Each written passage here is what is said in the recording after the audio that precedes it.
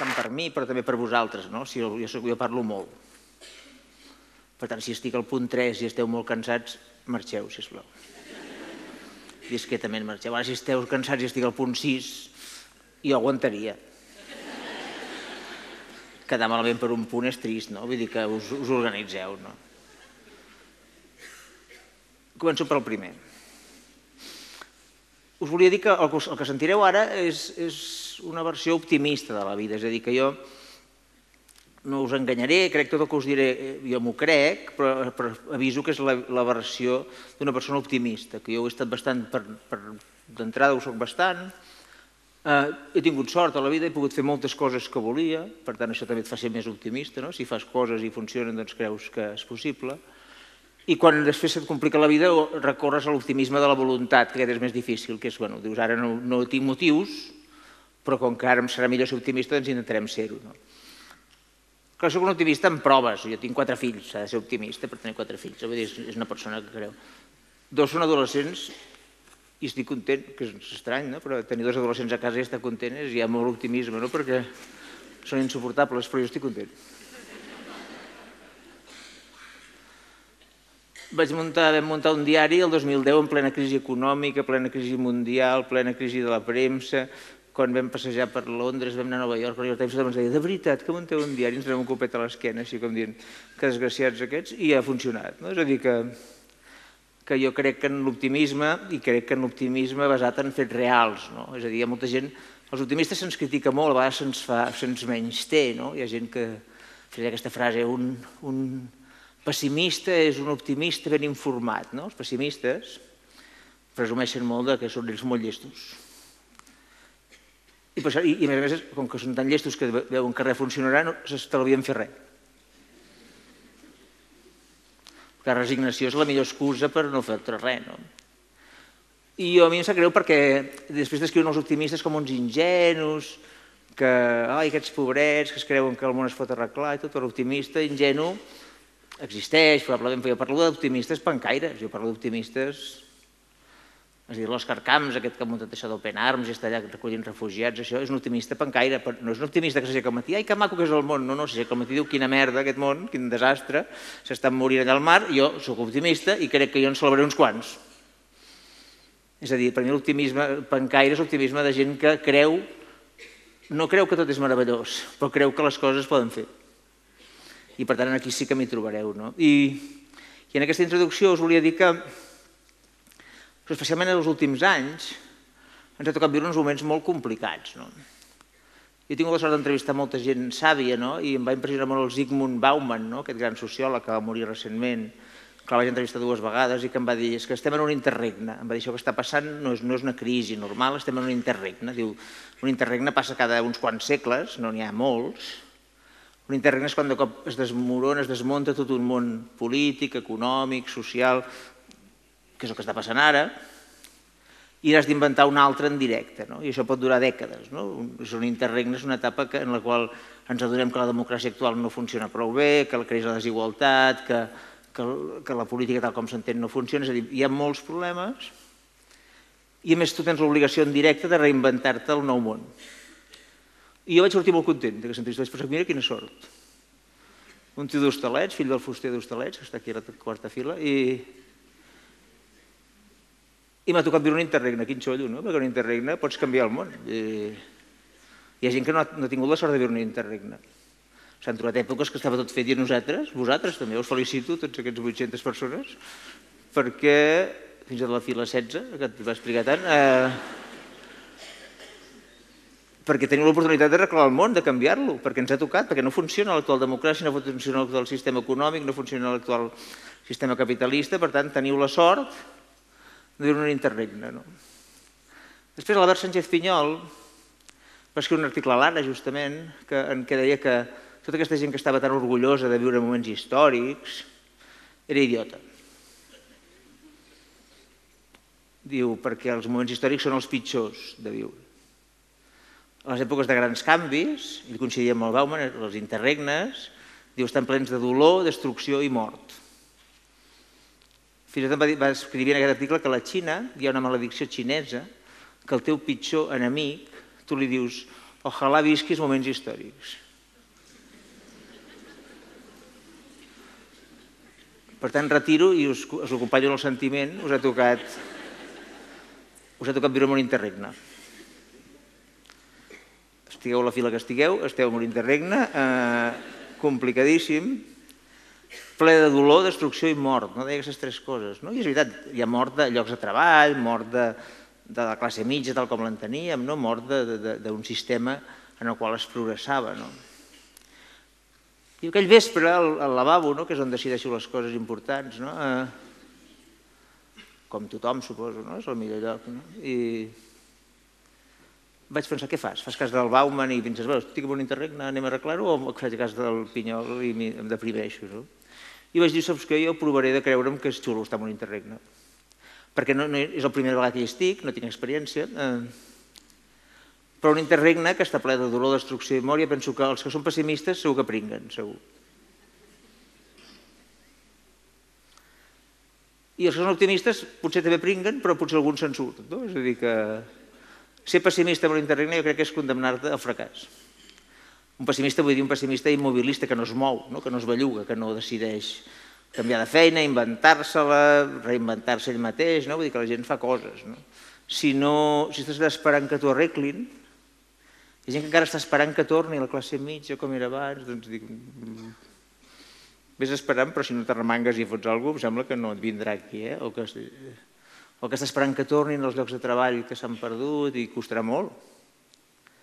És a dir, que jo vaig entendre això, que també m'havia passat amb l'Ara. Quan vam muntar l'Ara, recordo que els primers mesos, que portàvem mig any, això estàvem molt cansats, molt.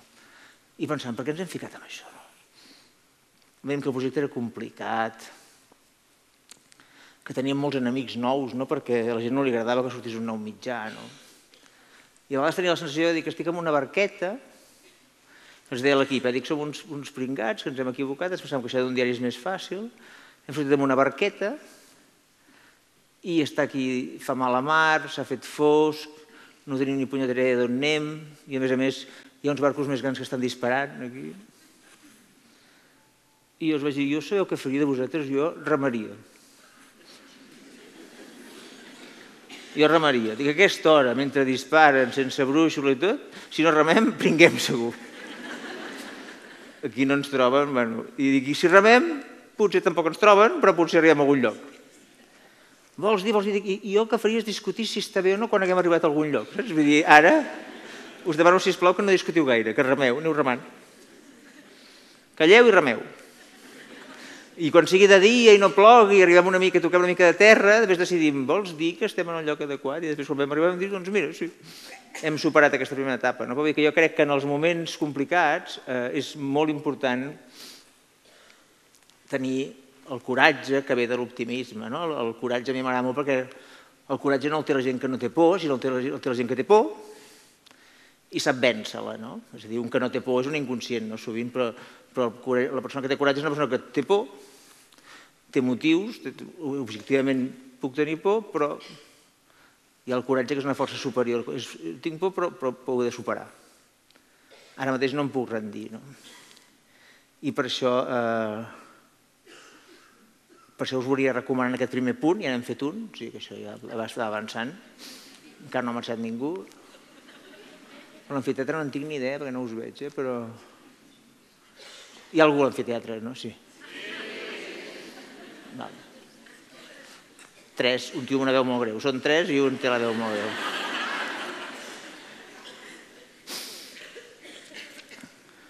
El segon punt és explicar-vos que jo la majoria de coses importants que he après a la vida les vaig aprendre a Hostalets. Hi vaig viure 19 anys, els primers 19 anys, però em considero molt d'Hostalets i em considero molt privilegiat de néixer en un poble com Hostalets de Balenyà, fins i tot pels seus defectes, que en té molts, perquè Hostalets de Balenyà és un poble, quan hi vaig néixer sobretot, ara és fantàstic, però quan hi vaig néixer era un poble que no tenia de res. I a la meva infantesa, si volia anar a piscina, havia d'anar a Tona o a Centelles. Si volia anar al cine, havia d'anar a Tona o a Centelles. Estic molt content perquè nosaltres ja tenim piscina i ells no tenen cine, ho sento. I per tant, hem empatat. Però llavors també et senties que, ostres, no tenim de res. quan el Martí Pol deia tot està per fer, tot és possible, jo pensava, sí, tot està per fer aquí a Hostalets, no sé si és possible, però poc està per fer segur, perquè no tenim de res. I a Hostalets vaig aprendre que quan tot està per fer, efectivament tot és possible. Jo vaig tenir la sort, i ara em puc presumir del meu pare, perquè ara fa un parell d'anys li van fer un homenatge, i per tant ja és oficial, diguem-ne, i li van posar el nom a la plaça de Cal Fuster, però una desena d'entitats on havia col·laborat. El meu pare era una persona, quan era nen, que si el volies veure, l'havies d'acompanyar a reunions, perquè era un pringat que anava de reunió en reunió, o sigui, estava a totes les entitats. Era un d'aquests molts pringats, que estava al futbol, al teatre, a tot arreu. Que això és una gent que no ho trien molt. Jo ho conec molt amb les AMPes. Tu vas a una reunió de l'AMPA a l'any i et toca el dia que hi ha canvi de junta i penses, merda, no? I la reunió sou 8 i s'han d'elegir 10 càrrecs i dius, és que clar, a veure, no tinc cap escapatòria. I arribes a casa, què tal la reunió? Bueno, vicepresident.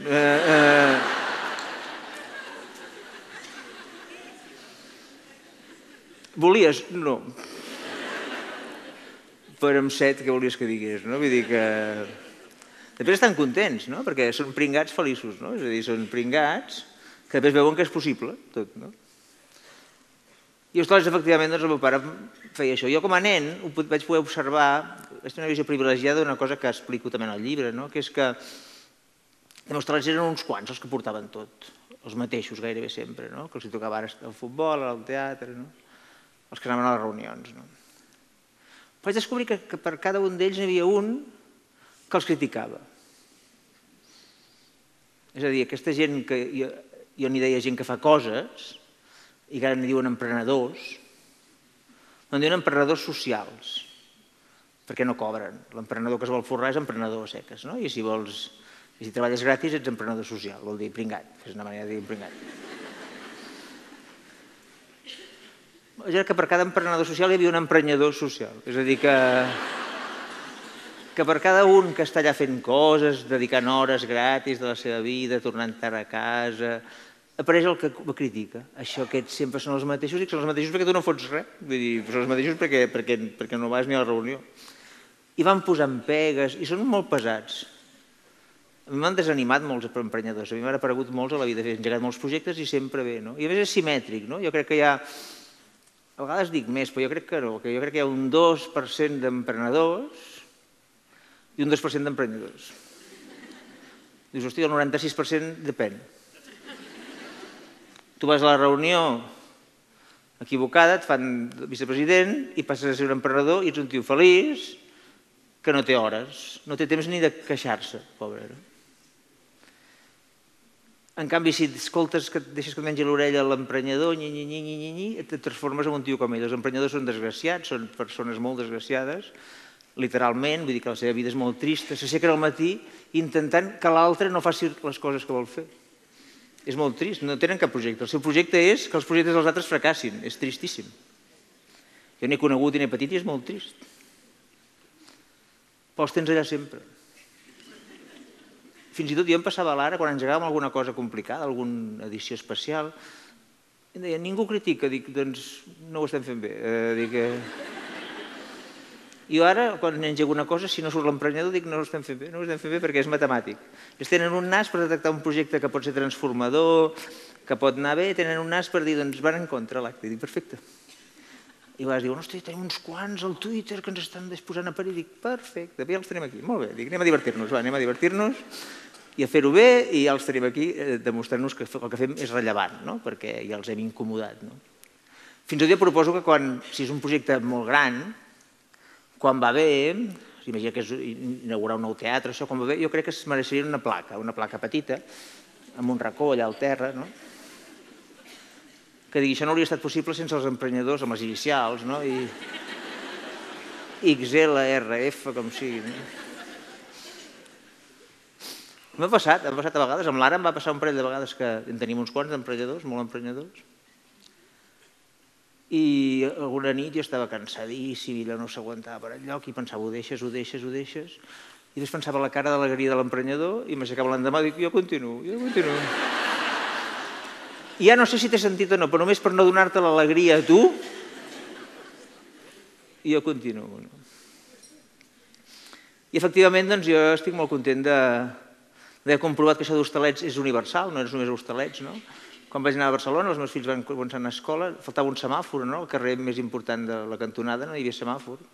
I jo a Barcelona ho veia tan gran i tan ben organitzat, que vaig anar un dia a la reunió de l'AMPA i vaig dir, escolteu, els de l'AMPA, aquest semàfor és una vergonya que no hi és aquí, en aquesta cantonada, mataran un nen qualsevol dia, però si això aquí passa a tothom, no sé què, i em van dir, hòstia, que bé que has vingut, perquè volíem muntar la comissió del semàfor, i tu saps el president de la comissió del semàfor, i dic, no, jo no venia per presidir res, jo venia a queixar-me, dic, això és Barcelona, dic, Barcelona no ho teniu organitzat, i em van dir, no, és com a tot arreu.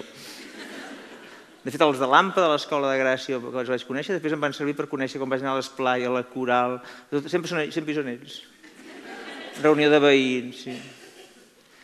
Llavors hi havia l'Aznar, recordo, en aquella època, trista, i un dia poso la tele, vaig a una manifestació d'aquella de cassolades i ells a primera fila dic, hòstia, aquests tios no paren, és que no paren, és que estan a totes les reunions i encara estan a primera fila amb la cassola, dic, és que són uns tios que no deuen ser ni on és casa seva, perquè estan tot el dia reunits, però som feliços. I em vaig apuntar, efectivament, a la reunió de la comissió de semàfor, cap d'un any teníem semàfor, és a dir, que a mi m'ha quedat clar moltes vegades que tot està per fer i tot és possible. És a dir, que si 2 o 3 persones posen la banya allà, vas a l'Ajuntament, protestes, fas manifestacions, tot això, al final et foten el semàfor. I aquell dia et recarrega la moral emprenedora. Perquè dius, ostres, doncs no hi havia semàfor perquè ningú havia tingut el coratge de plantar cara i de fer-ho veure. I de fet jo, els hostalets, el poc que sé de periodisme també ho he pres a hostalets, perquè jo amb 17-18 anys estava a la ràdio d'Hostalet i als 17 anys recordo que vaig anar a una reunió de la revista d'Hostalets, que llavors es deia el Tots per Tots, ara es diu el Tots. I dirigeix el meu germà, que està per aquí present, em sembla, no sé on és, però... I vaig anar a una reunió a queixar-me, dic, aquesta revista no val res, surt cada 3 mesos, i falten notícies, i em van dir, hosti, ens va perfecte això que dius perquè és que la volíem deixar, i em van dir, mira, ja la portaràs tu a partir de demà, portes la revista. I portar la revista d'Hostalets volia dir que podies escriure, dirigir-la, maquetar-la, portar-la a impremta, recollir la impremta, repartir-la casa per casa, buscar anunciants, buscar subscriptors, anar-los a cobrar. Vull dir que feies feina. Quan em van dir de dirigir un diari, em van dir, hòstia, et veus en cos de dirigir un diari? Dic, i tant. És que és una feina molt complexa, hauràs de tocar moltes coses. Dic, sí, vaja, però jo crec que no l'hauré de repartir jo, no? I dic, no, els que sou subscriptors no m'heu trobat mai, oi? A les 6 del matí la vostra bústia posant al diari, que no? Dic, hòstia, només no haver-lo de repartir ja m'estalvia molta feina. I no he hagut d'anar a cobrar jo subscripcions, vull dir que vaig dir, sí, és molt difícil, molt gran, però almenys hi ha coses que te les fan, que allà no, allà eres director i vinga, i ho feies tot, com continua fent-se ara. I que sempre he trobat que la gent que fa coses, aquests emprenedors, són més feliços que els que no fan coses. Els homes ens mirem bastant, al mirall, despullats, no? Jo no sé per què, però com que ho feien tots, jo també, no? Vull dir que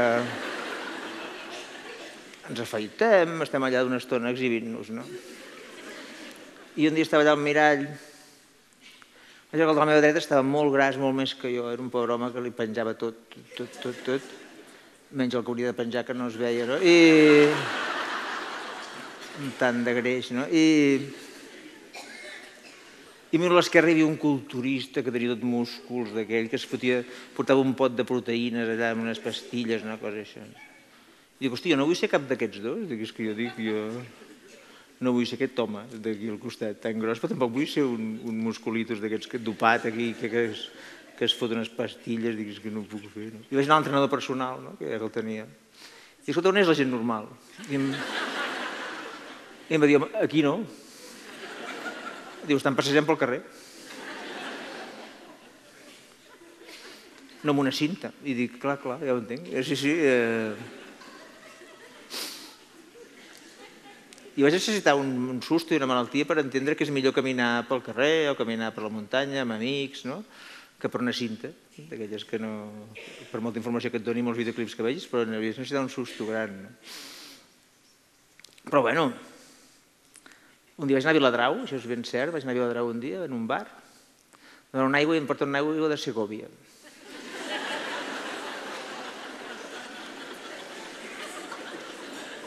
No, això de les aigües, fixeu-vos, i ara el bar que vaig ara sempre és de Sierra Nevada, la que veig a Barcelona, no? I estic segur que vas a Segovia i et donen aigua de Viladrau, però n'estic seguríssim. Perquè té una lògica, i lògica totalment dels departaments de màrqueting, no? Segur que els de Segovia volen penetrar en el mercat català. Segur que l'home del bar li sortia més barat a l'aigua de Segovia que la de Viladrau. Perquè aquí ja no fem tant... Aquí aquest mercat ja el tenim molt nostre, l'altre no tant, no sé què. I els de Viladrau segur que diuen, doncs fem unes ofertes a Segovia, volem entrar al mercat de Segovia i tot. I cada matí s'aixeca un tio de Viladrau amb un tràiler ple d'ampolles d'aigua de Viladrau i se'n va cap a Segovia. I a mig camí es troba amb un tràiler d'aigua de Segovia que va cap a Viladrau. Es toquen la bocina i diuen, què tal, mira... Fent una cosa molt estranya, que és portar aigua embotellada. Jo no he aconseguit mai trobar aquest matís de saber quina és més bona que l'altra, no? I és més, per si algú no ho sap, a l'Aixeta hi ha aigua també, no? És a dir que... Però que hem muntat un món complicat, imagina't el que vol dir embotellar tot això, transportar tot això. Vaig llegir una vegada que la meitat, el 50% de transports que es fan al món són inútils. Són de gent que té el caprici de consumir una cosa. Ara això comença a arribar al quilòmetre zero, producte de proximitat però durant anys. Camions i avions i trens, el 50% no caldria, és a dir, d'això ja en tenen allà. Però no sé per què hem decidit que ha de ser de l'altra punta, no? Això vol dir tot el que contaminem, les autopistes que es creen, els embussos, tot això està fet d'aigües que van passejant d'un lloc a l'altre. Passa molt a les feines, no, també? Les feines, cada mes la gent està malament, no sap què fer, hi ha gent que no sap què fa a la feina. Els hi preguntes no ho saps, diu, tu què fas ben bé a la feina? No ho sé. Faig uns Excels, faig moltes reunions, però ben bé, al cap del dia no sé què faig. Jo tinc amics, jo tinc 51 anys, a l'edat dels 50 estic rodejat d'amics, de feines més o menys professionals, liberals, que estan amargats perquè diuen és que no sé què fer, no sé què faig. No té cap sentit el que faig, cap. Arriba a la nit i es posen a fer mandales, a pintar mandales, no? Perquè o fan bricolatge o cuinen, és a dir, són gent desesperada que ha de pintar mandales cada nit. I tu diuen, pots pintar mandales? Dic, no, jo tinc feina, però ells necessiten. O fer bricolatge perquè han de fer coses amb les mans, perquè com que no saben què han fet aquell dia. O córrer maratons, també està bé. A la meva edat tots corren maratons. Fins que es lesionen, tots corren maratons. Comencen a córrer mitges maratons i de seguida volen fer la marató i no sé què. Els maratonians fan maratons a tot el món, és increïble. Perquè el meu és ridícul, no? Agafar un taxi per anar a caminar, però és que aquests agafen avions per anar a córrer, els tios. No pot.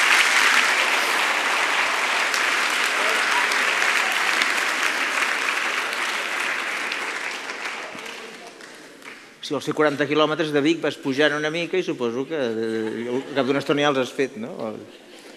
D'Hostalets gairebé arribes a Barcelona i corres, no? Vull dir que 40 quilòmetres i són a molts llocs. He de fer la de Nova York.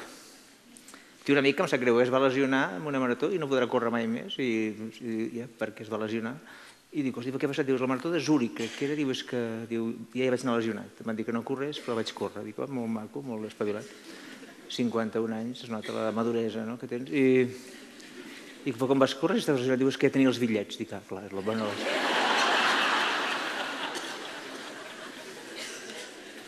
Em sap greu, ja tenia els bitllets. Es va aprofitar bé, però el pobre no pot córrer.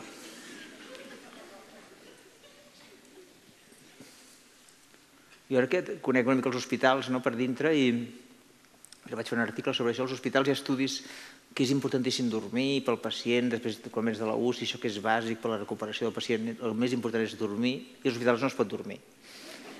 Els grans és impossible, hi ha una combinació de sorolls, totes aquestes màquines piten, els sueros, totes aquestes màquines dels sueros i els medicaments. És collonut, un tio que ho va inventar, que m'agradaria conèixer-lo algun dia, que sempre que s'acaba qualsevol cosa piten. Piten perquè ho senti la infermera, que pot estar a 100 o 200 metres. Per tant, si estàs a sota, tu ho sents. Jo algunes nits que no he dormit controlava els pitos de tota l'habitació. Deien, això és l'habitació 7, més o menys. No he calculat que... Ja ho dic que serien 3 hores, ja s'acaben, ja tenia més o menys controlat. No poder dormir, repartir una mica els pitos. Però vaig fer un article sobre això, m'ha escrit molta gent dient sí, però és impossible. És a dir, un gran hospital pot organitzar-ho tot, però no podem aconseguir que vosaltres dormiu. I em van escriure bastanta gent, com 10 o 15 persones, bastanta gent, no una o dues. Tinc més gent que em diu, jo he estat ingressat i a mi m'han arribat a despertar per donar-me la pastilla per dormir.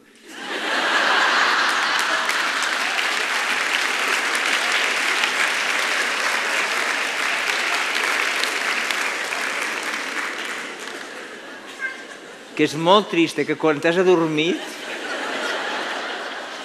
diguin, senyor Capdevila, li toca la pastilla per dormir, dic, no. Vaig parlar amb infermeres i dius que no és tan fàcil perquè hi ha uns protocols, tens l'obligació de donar aquestes pastilles, no sé què, dic, que us posin una cosa allà al costat del protocol, no?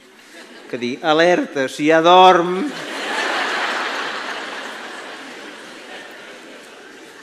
No me'l desperteu, home. El quart punt, 4 ja, estem a la meitat, és que jo crec que, contradient algunes coses que he dit, que tenim molts motius per al pessimisme. Jo crec que realment aquest moment que ens toca viure és molt complicat i que hi ha molts motius. A mi una cosa que em preocupa molt, i en parlo també en el llibre, és veure el creixement de la desigualtat. Vull dir que jo he vist avançar en la igualtat, jo he viscut una cosa molt maca, que és que tinc la sort de néixer al 65, a Hostalets, i per tant he nascut en una època en la qual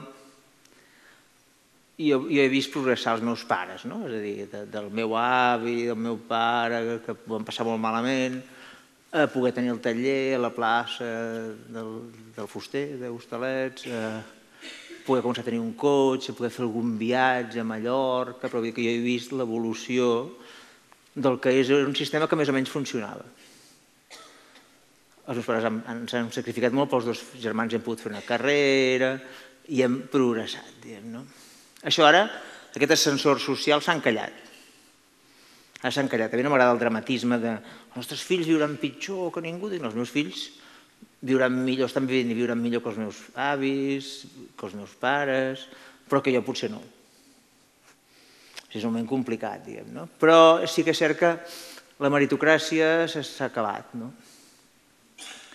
I que creix la desigualtat i que a Catalunya cada vegada hi ha més pobres, hi ha més nens pobres i els nens més pobres dels barris més pobres són nens que tenen molt més fracàs escolar i per tant hi ha una evidència que és que no podem dir que hi ha igualtat d'oportunitats. Tenim una escola pública fantàstica que funciona molt bé o tan bé com pot amb l'esforç dels mestres i vocacionals, però és evident que hi ha uns pares que poden oferir molt extraescolar, molt suport, molta cosa, i uns pares que no, diguem, famílies que no. I per tant, jo per això, primera cosa, unes coses que dic al llibre, en el tercer article, dic, els que hem viscut això hem d'estar agraïts, no hem de viure com, mira, que bé que ho he fet, sinó quina sort que he tingut, jo crec que és una sort, haver nascut al 65 als Hostalets, viure aquesta etapa tan maca, d'anar més, i ara que veig com anem enrere, crec que tenim l'obligació moral, els que hem tingut la sort aquesta, d'intentar que això no s'aturi, d'intentar no resignar-nos a l'ascensor espatllat, i per tant lluitar per això, és una prioritat. És a dir, que el desequilibri que hi ha i que com creix el món, amb la crisi va haver a Anglaterra, els 5 anys de crisi, les 100 famílies més riques van doblar el seu patrimoni. 100 famílies. Hi ha moltes estadístiques d'aquestes. En aquests moments, abans es parlava del 80% i el 20%, ara es parla del 99% i l'1% a vegades, però un dia em van dir, l'Ignasi Carreras em va explicar, que és una persona que havia dirigit Intermón, que està a ESADE, que estudia molt això, em va dir 65 persones tenen la meitat de la riquesa del món. Diu, un autocar d'aquests de turistes de Barcelona, de 2 pisos, es fots allà i la meitat de la riquesa està amb aquestes 305 persones. I això va creixent, diguem, i això va passant i va vivint. Per tant, tenim molts motius per ser pessimistes. Jo, amb aquests 5 anys d'estar a l'Ara, els 5 anys que vaig dirigir l'Ara, vaig descobrir que vaig entendre algunes coses, totes dolentes, de com funciona el poder. I el poder funciona malament. És a dir, el poder, ho he escrit algunes vegades, ho he dit algunes vegades, la meva principal alegria de no dirigir l'Ara, a mi m'ha encantat fer-ho, però un sacrifici era ser director de l'Ara, que vol dir estar obligat a dinar amb senyors molt avorrits, molt pesats i altres coses més lletges, diguem, no? Vull dir que al ser un petit poder l'Ara vaig descobrir que hi havia molta d'amenaça, molta pressió, molt pocs escrúpols. Jo ho vaig dir el dia que vaig plegar de l'Ara, i m'han acusat de tenir massa escrúpols. A mi em va dir una persona molt important, em va dir, és que tu no pots ser director de l'Ara perquè no ets prou fill de puta. I m'ho va dir, i sense creure que és la causa, i vaig dir, jo estic bé. No sent-ne tant com esperes. Segur que ja en soc una mica, perquè al final quan tens un càrrec acabes assemblant a aquella gent, però dic que per mi és un elogi que no ho soc prou. I una altra persona em va dir, és que tens masses escrúpols. Dic, però jo crec que està bé tenir escrúpols. Ho deia com aquell que li fa angúnia menjar pebrot. Dic, no, estem parlant d'escrúpols morals, està bé. Vull dir que tu parles d'una manera que ja es nota que no te'n recordes ni què són els escrúpols, però això passa. I això em va deprimir molt. També que fos un món molt masculinitzat, molta testosterona, moltes reunions entre homes, i on encara es manté que l'home sempre ha de representar el càrrec. I un dels dies més tristos, però al final em vaig divertir, vaig fer un article que surt al llibre també, que es diu Dones que fan la feina, homes que dissimulen. Una vegada em vaig trobar un matí que em va aparèixer la Foix, que era la directora financera, i em va dir, avui, ho sento, no t'havia pogut dir, has de venir a firmar un conveni molt important que hem fet amb 5 entitats més del país i tal, no sé què. I dic, ostres, però jo no sé res d'això. No, només has de venir a firmar, agafem un taxi ara mateix i jo tot el taxi t'ho explico. I el taxi va treure carpetes i em va dir, mira, és un conveni que l'ara farà uns vídeos amb això, i col·labora aquesta universitat, i col·labora aquest centre, no sé què. I jo vaig arribar allà espantat, vaig dir, hòstia, he de dissimular, no sé res, m'ha dit 4 coses, no sé què. Arribo allà i em trobo que els altres 5 tios que hi havia allà també eren tios tots, i tots tenien al costat una noia que els explicava amb la carpeta el que havien de fer. Tots. I em vaig tranquil·litzar, dir, aquests estan igual que jo. Érem tots senyors bastant grassos, amb la nostra panxa, amb la nostra traja i corbata, i unes senyores al costat, amb la carpeta, supereficients, que ho havien muntat tot, ho havien negociat tot, però no sé per què aquests 5 senyors panxuts amb corbata havíem de firmar-ho, no ho entenc. Em vaig divertir bastant, perquè després vaig anar demanant, què és el conveni aquest? I tots, bé, no? I vaig pensar, tenien ni idea com jo, no? Havien agafat un taxi i ho estaven fent. I després els vaig dir, quan feien la foto, dic, hosti, fa una mica de vergonya, no? 5 homes aquí, dic, no... És veritat, diu, que vingui alguna dona per quedar bé. I dic, però és que no és per quedar bé, és que ja ens han fet la feina. És que no sé què fotem aquí, nosaltres. Però tantes vegades, amb xerrades que he fet, amb debats que he moderat, amb coses que sempre ha pres una dona eficient, que t'ha trucat, que t'ha convocat, que tot va bé, que l'adreça, tot no sé què, i arribes allà i aquella persona i diu, mira, et presento el president, sempre hi ha un president o un director, i veus que l'anell li diu, i és això, veus, llegiràs això, i aquell home no s'ha ni llegit. I puja allà i llegeix malament una cosa que no s'ha ni llegit. Vull dir que és un món en què encara ens anem donant les galtes als homes de voler representar coses sense tenir ni idea, no? I per tant jo crec que no només les dones han d'estar en més posicions de poder, que és evident, sinó que les que hi són ho hem de saber, no? Si és directora financera té un càrrec important i ha negociat això molt bé, doncs que firmi ella, saps? Vull dir, per què ha de venir jo, no? I això passa sovint, no? Per això jo amb el temps he descobert la pitjor cosa probablement d'aquest quart capítol, que és descobert que el poder és una cosa terrible perquè la gent que té poder no té gaire poder. La gent que té poder bàsicament té por de perdre el poder. És una cosa molt bèstia, eh? A mi em fan director de l'Ara i al cap d'un minut ja tenia gent que em volia fotre la cadira, és veritat.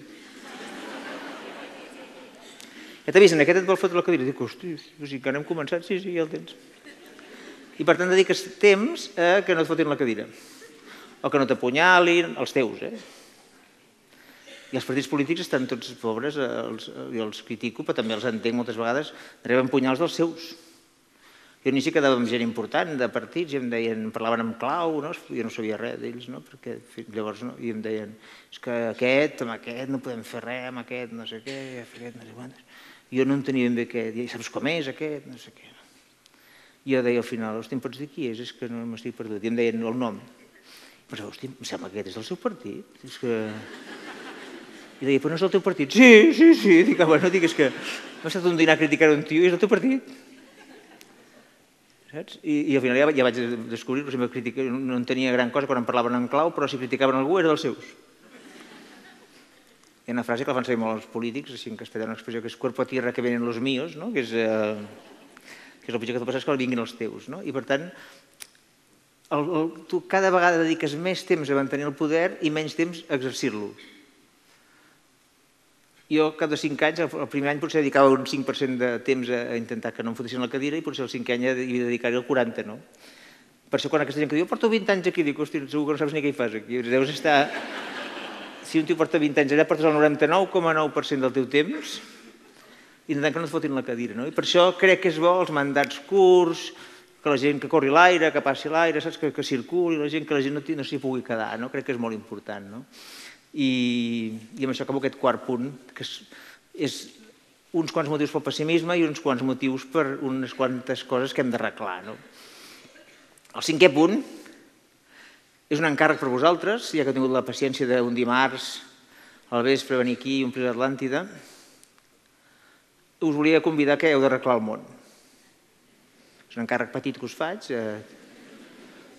no és per avui mateix ni per demà, us dono uns quants anys, però ja que esteu en un interregne, jo us demano, sisplau, que arregleu el món. I dic arreglar, que és un verb que m'agrada molt, pel mateix, jo tinc aquests orígens de fill de fuster, jo he vist arreglar coses. Jo he vist el meu pare arreglar coses, arreglar cadires, hi havia una època que s'arreglaven les cadires, ara es llencen i se'n compra una de nova. Ara les impressores no hi ha ningú que les arregli, se fa una impressora i diu, no, que una nova surt més a compte, dic, no surt a compte, doncs molt estrany que surti a compte. Surt a compte en la política de preus i d'això, però és un desastre pel planeta, perquè això contamina, no sabem on fotre-ho, s'està mirant d'enviar-ho a l'espai, és a dir, creem uns residus i creem una cultura que molta gent aplica a les persones i tot. Molta gent pensa que, doncs mira, m'he cansat d'aquest i ja en trobarem un altre, sí, però amb les persones les relacions deixen ferides i mantenen vincles. Amb la impressora no pot ser, però la impressora deixa residus que tampoc ens convenen. Jo crec que el món, hi ha gent que diu, hem de reinventar el món, perquè dic, no podem fer un món nou. Hem d'agafar aquest pobret i posar-hi tirites i posar-hi pedaços i arreglar-lo. Que és maco, i això només ho pot fer des d'una vocació artesana. Jo sí combino el que us explicava abans del voluntariat, més l'artesà, em surt una mica les dues línies d'actuació per arreglar el món. El Richard Sennett, que és un sociòleg molt important, que també tinc hagut la sort d'entrevistar i tenir certa relació, vaig sopar a casa seva a Londres, és un tio molt amable, té un llibre preciós que es diu El artesano, on explica la importància que tots siguem artesans. No que tots siguem artesans i fem cistells i tot, sinó que tots siguem infermeres, metges, mestres, administratius, guàrdia urbans, el que sigui, siguem artesans. La definició de Sennett, el llibre és preciós, però la definició que fa el Sennett d'artesà diu que és una persona que fa les coses ben fetes pel gust de fer-les ben fetes. Això és revolucionari. En aquestes feines que us deia abans que la gent no sap què hi fa, no hi ha cap gust de fer-les ben fetes perquè no saps ni ben bé ni per què és. Fas les reunions que toquen, contestes els mails que toquen i t'apuntes a les comissions que toquen i te'n vas a casa i dius, no sé què he fet, demà tornarem. O hi ha feines al revés, no et deixen intervenir. Això és de l'altre departament, això és d'aquí, això és d'allà, no t'hi fiquis, això és d'un altre departament. Les empreses van creixent. I aquest món fragmentat no funciona. L'artesà fa les feines ben fetes pel gust de fer-les ben fetes i diu una altra cosa al Sennett, diu, i a la nit dorm bé, perquè sap què ha fet. He fet una cadira, he fet un cistell, he fet això. N'hi diu una amiga que l'adoro, que és una directora d'una escola de Barcelona molt complicada, n'hi diuen d'aquestes escoles d'alta complexitat. I aquesta mestra fa de tot.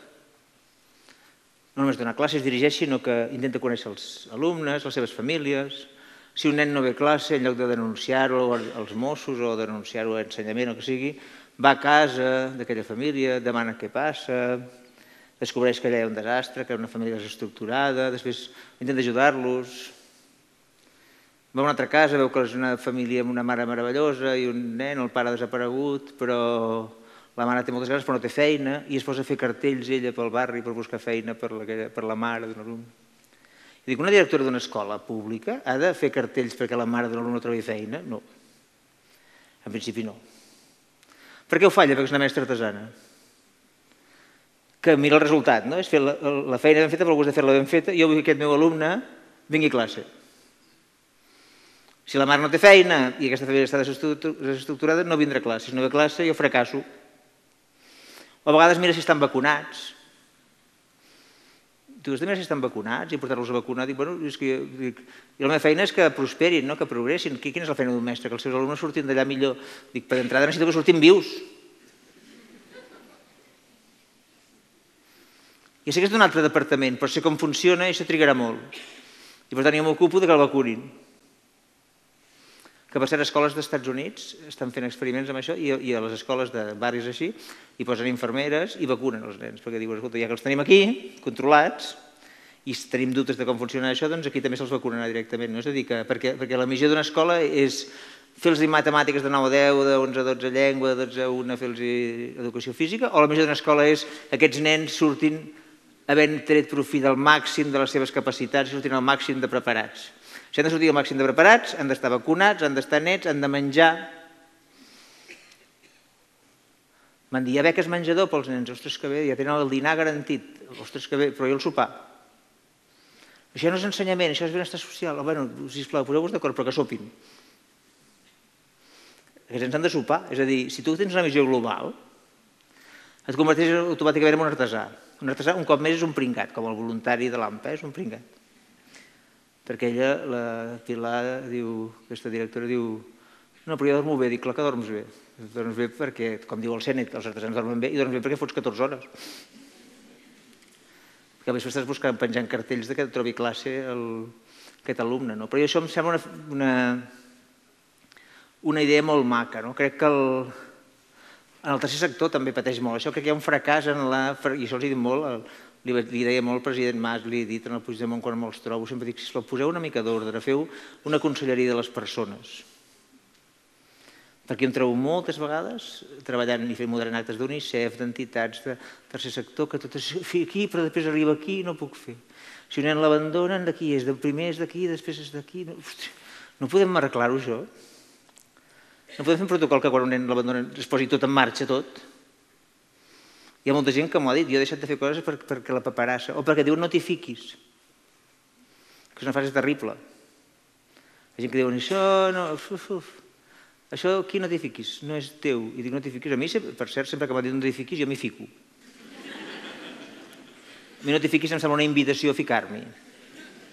Penso que m'esteu amagant alguna cosa i ja m'hi ficaré. Però dir això és molt bèstia, no? Doncs això passa a tot arreu, no? Passa al... Els malalts també ens passa que ens fraccionen, ens confonen amb la nostra malaltia. Jo defenso molt les infermeres perquè tenen aquesta visió més global de la persona, però moltes vegades et trossegen i et confonen i no tenen en compte que un malalt és una persona que has d'atendre igualment el seu tractament mèdic i les seves analítiques igualment que el seu benestar emocional, que la seva dieta, que el seu estat d'ànim, és a dir, que s'ha de treballar tots conjunt, que dormi, és a dir, que tot això és un paquet, no? I per tant, l'arreglar el món jo crec que només es pot fer amb una visió artesana. I es fa molt això encomanant la visió, si tens la sort de veure artesans al teu voltant, siguin del que siguin, i també s'encomana del món voluntari, que és el que us deia abans. Jo crec que a Catalunya el millor que té és el seu voluntariat. Mira, aquest diumenge van celebrar els 50 anys de les corals infantils, el Secretariat de Corals Infantils a Catalunya, van fer un concert a Palau Sant Jordi, 2.500 nens cantant, una cantada... Aquesta gent té una capacitat. Les corals infantils a Catalunya, n'hi ha a cada poble. Tu portes un nen de 4 anys allà que al primer concert es fica d'esquena, es fica el dit al nas, no fa ni playback, i als 5 anys ja fa playback, ja mou els llavis. I als 6 anys està allà endreçadet, ordenat, cantant perfectament, feliç, somrient. No vull dir que fan una feina miraculosa. Un munt de voluntaris, directors de corals. L'única coral professional que hem tingut era l'Orfeó Català, ho portava el Millet.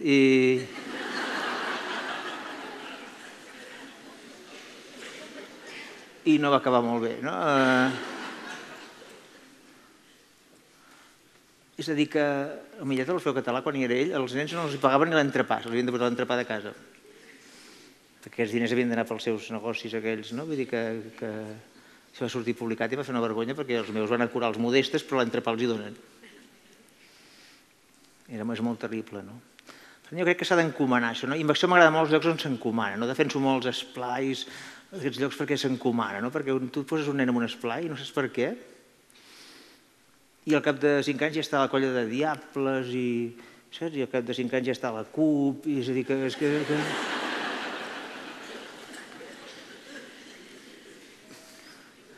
que allà hi ha una llavor que s'encomana tot. Jo ara tinc 2 fills monitors i 2 nens. I els monitors no saps bé perquè són monitors, perquè toca. M'han portat aquí, que m'han portat aquests fills d'excursió, doncs ara els hi porto jo. No se sap ben bé. Que és dur ser pare de monitor. Jo ara ho visc i pateixo. Jo recordo fa uns anys que acomiadava els meus fills patint allà, intentant no plorar allà a l'autocar, que s'anaven 15 dies a la muntanya, i una mare s'ha posat a plorar. I vaig dir, hosti, dic, no sé de qui ets la mare, no t'he vist. Diu, soc la mare del monitor. Em va dir.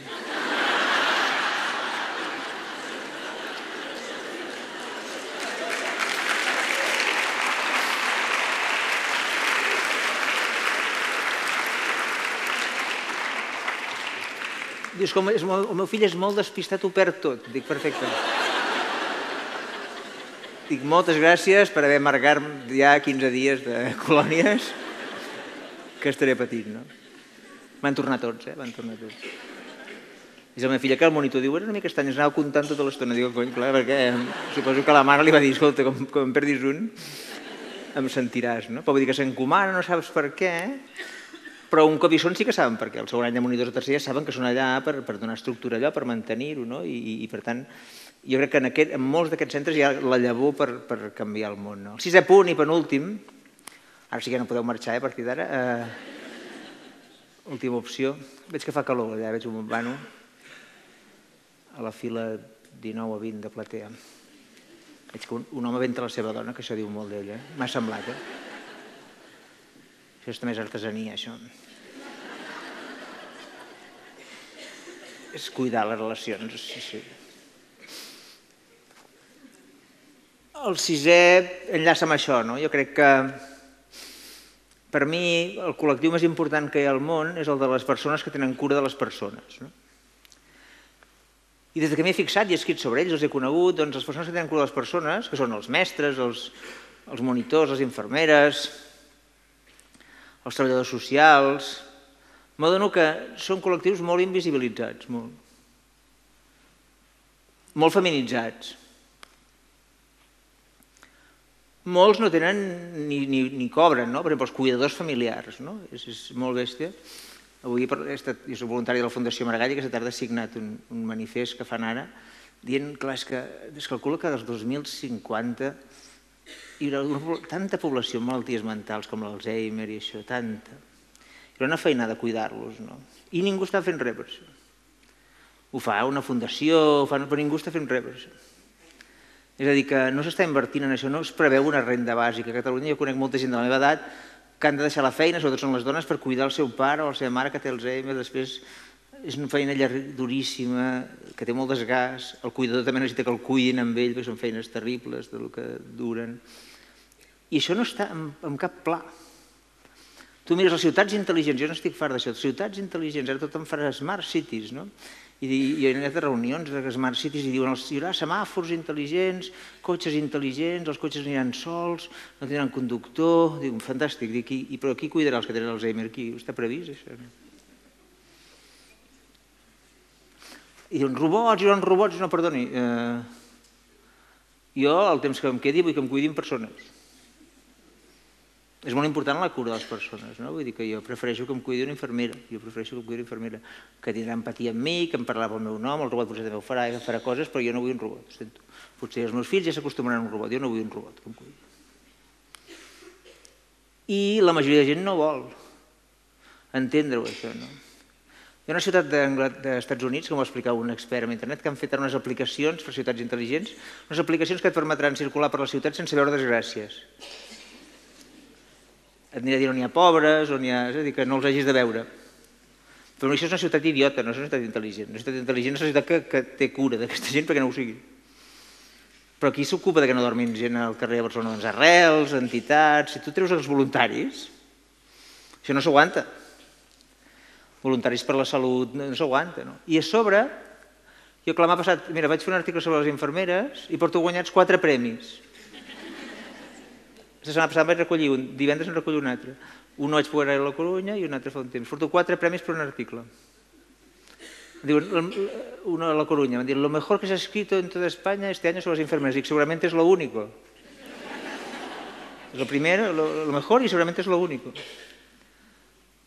Vaig fer un article, ara farà 10 anys, sobre els esplais i encara corre i encara el tenen penjat. Això em va dir, mai ningú havia parlat tan bé de nosaltres. Dic, doncs és molt trist que hi hagi desenes de milers de monitors que cuiden els nostres fills i no hi hagi ni un article a favor d'ells. Al revés, si perden un nen en una excursió, linxament mediàtic i terrible tot, i mesures de seguretat, això, però que cada cap de setmana se'ls emporti, es facin colòries, tot això no mereix res de reconeixement. Hi ha col·lectius que ningú en parla, no? I jo crec que tenir cura és molt més que curar, no? I per això soc president del Club de Fans de les Infermeres, perquè crec que són les que entenen que tenir cura és molt més que curar. A vegades els metges pensen que la seva feina és curar, o la medicina tal com està establerta, no? I en canvi, les infermeres estan més a peu de canó i veuen que ens han de cuidar tota l'estona, vagi com vagi. Per exemple, hi ha un miracle, que és que a les cartes del director, gairebé cada dia en un diari hi ha una carta que diu la família Llopis vol agrair a l'Hospital de Vic el tracte exquisit que hem rebut en el procés que ha portat a la mort del nostre pare. Això un extraterrestre no ho entén. Busca Google, què vol dir hospital? Lloc on et curen. Molt bé. Què ha passat? Han portat un pare a l'hospital. Què ha passat al pare? S'ha mort. Què fan? Li donen les gràcies a l'hospital. Estan bojos. I és perquè aquesta gent sap que tu no vas a l'hospital a que te'l curin, si poden, però si no poden, a que el tractin bé, a que tingui una mort digna, a que se li administri els calmants necessaris, a que no pateixi, a que pugui acomiadar-se dels seus, tenint sempre una mà allà amable, si no hi ha un familiar i passa alguna cosa, d'una infermera, d'algú que els acompanyi en el seu final. I fixa't si és bèstia, que tu vas allà, es mor el teu pare i fas una carta d'agraïment. Que això vol dir, és la prova que tenir cura és molt més que curar. I per això les persones que tenen cura de les persones són les meves heroïnes, i herois, també n'hi ha algun, perquè fan una feina excel·lent, a peu de canó, diguem, a primera fila, i a més entenen la visió global. Heu vist mai una carta semblant que no sigui pels hospitals? Si us imagineu una carta que digui la família Llopis vol agrair al lampista Pérez el tracte exquisit que ha portat a destruir les tuberies de tot l'edifici. El pobre lampista Pérez, si fracassa, no li donen les gràcies. Per bé que ho faci, encara que digui, no, miri, li explico, les tuberies estaven així, no han patit gaire. No, escolti, jo volia unes tuberies que funcionessin. És a dir, no m'expliqui la seva vida. I per això és molt important i ho tenim molt poc en compte. Jo crec que un món on no tenim previst com pagarem la gent que cuidarà els malalts, si hi ha una renda bàsica, com farem perquè la gent que uns anys hagi d'abandonar la seva feina per cuidar els pares pugui tornar-hi després, si no posem en aquestes ciutats intel·ligents, a part de cotxes sense conductor i semàfors intel·ligents, si no posem cuidadors, si no donem més pes a aquesta gent, si no els escoltem més, crec que anem al desastre. I en canvi crec que aquí és on hi ha una oportunitat molt gran, que és aquest col·lectiu molt ampli. I en el programa de l'Alberto Mislandi hem fet una secció, i fem de tant en tant, que es diu Persones que tenen cura de les persones, i que per veritat també pot ser un policia. Hi ha policies fantàstics que he conegut.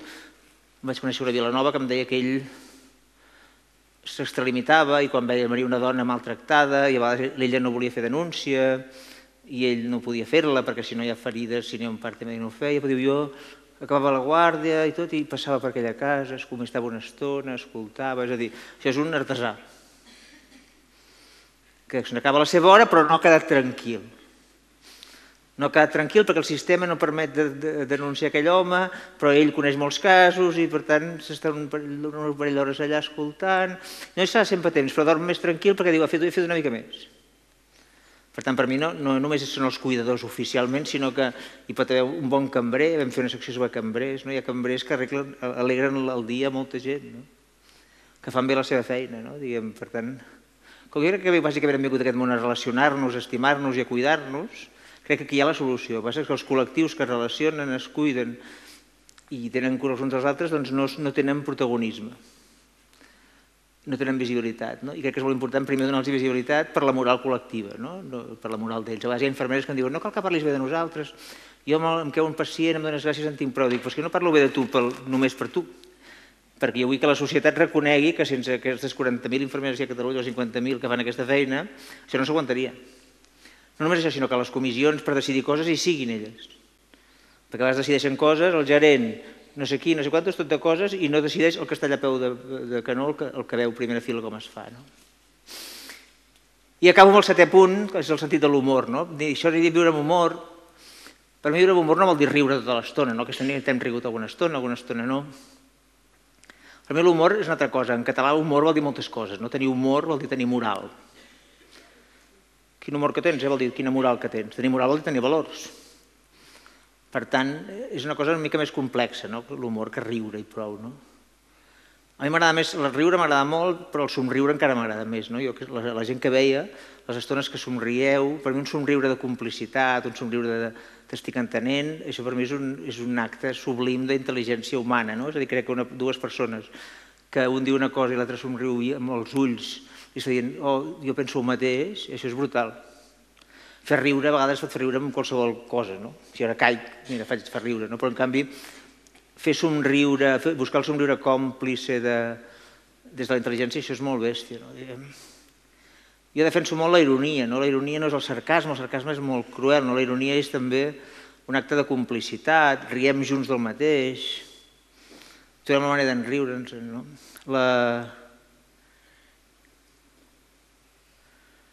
Hi ha una definició clàssica de comèdia cinematogràfica, si vols dir, o comèdia teatral, que diu comèdia és tragèdia més temps. És a dir, és una tragèdia i al cap d'un temps te'n pots enriure. Jo tinc un article que surt en el llibre que es diu La vida és tragicòmica en el millor dels casos, perquè jo considero que la vida ens dona tragèdia i la comèdia l'hem de posar nosaltres. La comèdia l'hem de posar nosaltres, és a dir, nosaltres tenim l'obligació o tenim l'oportunitat de les tragèdies, de les coses que ens van malament, buscar la manera d'un dia poder-nos enriure. Jo encara no me'n puc enriure del meu càncer, però començo a poder-me enriure de les ficades de pota de la gent, perquè quan tens càncer la gent no sap què dir-te.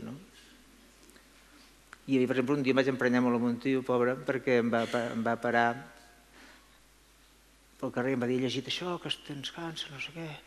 I els hi vaig dir a casa, amb la de cabrons que hi ha al món que no hi ha manera que es morin.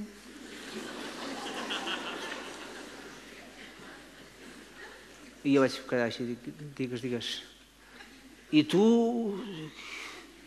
I jo què? Diu, i tu... Allà es va adonar que s'havia ficat en un jardí, l'home. Dic, tu què? Dic, no, que tu que hagis de passar per això... Dic, en principi jo estic viu encara. Tu potser no ho estaràs, perquè m'estic emprenyant molt amb tu. Vull dir que... I ara em fa gràcia, no? És a dir, amb el temps, penso, pobre home, amb la millor intenció del món va ficar la pota. És com ficar un peu a la galleda, vull dir, no passa res, no? Diguem l'única... I jo fins i tot vaig ser una mica cruel que el vaig deixar en el seu jardí, que si anés revolcant, diguem, no? Que potser li deia, ja t'entenc, però vaig pensar, mira, deixem-lo que es revolqui en aquest jardinet a veure si se'n surt i no se'n va sortir, pobre home, no? Vull dir, jo crec que podem acabar rient de moltes coses, no? I acabo dient-vos que jo crec que el més important, l'acte de comunicació més important és el que ens diem a nosaltres mateixos. És a dir, que com que l'actitud és molt important, i us recomano ser optimistes, que el més important en la vida és que ens diem a nosaltres. És a dir, ho caricaturitzaré, dues opcions. I ara puc arribar a casa i dir, com ha anat? I dic, buah, normal, he anat a Vic, avui no em trobo massa bé, em fa mal la cama, dic que he fet el que he pogut, he fet 4 batalletes, han rigut una mica, encara per ser Vic, Déu-n'hi-do, no?, com s'han portat, no? Hem omplert, els de Galliner no els veia, però bueno... I jo si dic això em deprimeixo, no? I per tant, jo a la meva versió em diran, com ha anat? I diré, ha anat perfecte, tu. Ha anat increïble, vaig omplir l'Atlàntida, fins a la fila 16 de la punta es va omplir, he anat allà, he fotut un rotllo allà d'una hora, no s'ha mogut ningú, han rigut alguna vegada, maquíssims tots mudats, com si fos un acte important aquest i això, i fins i tot calculo que, més o menys, calculo que 24 els he convençut que regira el món, més o menys. Dic 24 perquè a Catalunya convences com a màxim el 3%. El 3% és la comissió habitual a Catalunya.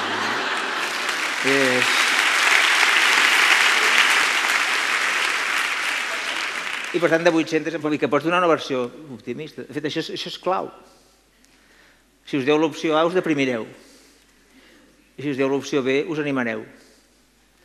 I per tant, acabo ara sí dient-vos que convidant-vos a que us digueu cada matí, si podeu, coses maques a vosaltres mateixos. Gràcies.